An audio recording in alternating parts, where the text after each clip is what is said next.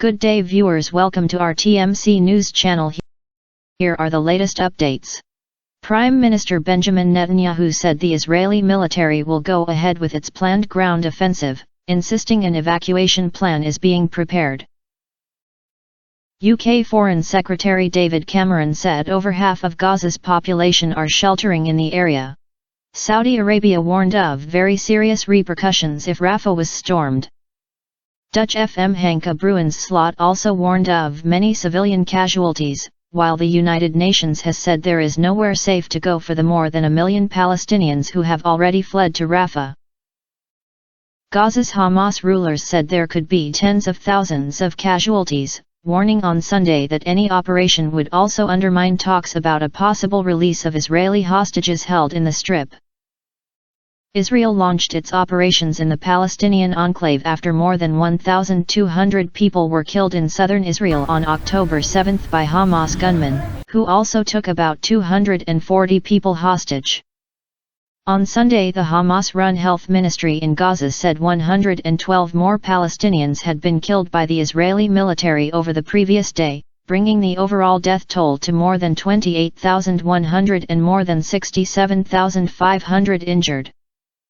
Many Gazans have ended up in Rafah, having been forced to flee their homes elsewhere at least once. Saturday's warnings came a day after Israeli Prime Minister Benjamin Netanyahu ordered his military to prepare to evacuate civilians from the city ahead of an expanded offensive against Hamas. The Prime Minister also rejected Hamas's latest proposed ceasefire terms. In an interview with U.S. broadcaster ABC News aired on Sunday, Mr. Netanyahu said victory is in reach and the Israeli military were going to get the remaining Hamas terrorist battalions in Rafah. He also said Israel would provide safe passage for civilians in the southern city. When pressed about where they should go, Mr. Netanyahu suggested there were plenty of areas that we've cleared north of Rafah and insisted officials were working out a detailed plan. Those who say that under no circumstances should we enter Rafah are basically saying, lose the war. Keep Hamas there, he added. Israel-Gaza war, death and Israel's search for total victory.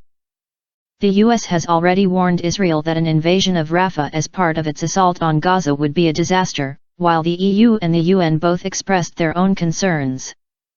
Aid groups say it is not possible to evacuate everyone from the city on the border with Egypt. UN humanitarian coordinator Jamie McGoldrick, who has just been to Gaza to assess the situation, told the BBC's Barbara Plett-Usher that people in Rafah would have nowhere to go if Israeli troops launched their offensive. The safe areas that were declared are no longer safe. And if these people have to move, where can they move?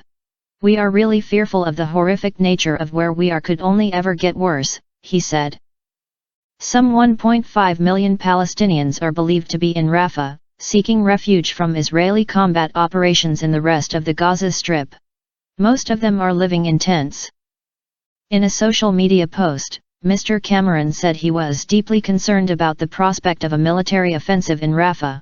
The priority must be an immediate pause in the fighting to get aid in and hostages out, then progress towards a sustainable, permanent ceasefire. Meanwhile, Ms. Bruins Slot described the situation in Rafah as very worrying. Many civilians in Gaza have fled south. Hard to see how large-scale military operations in such a densely populated area would not lead to many civilian casualties and a bigger humanitarian catastrophe.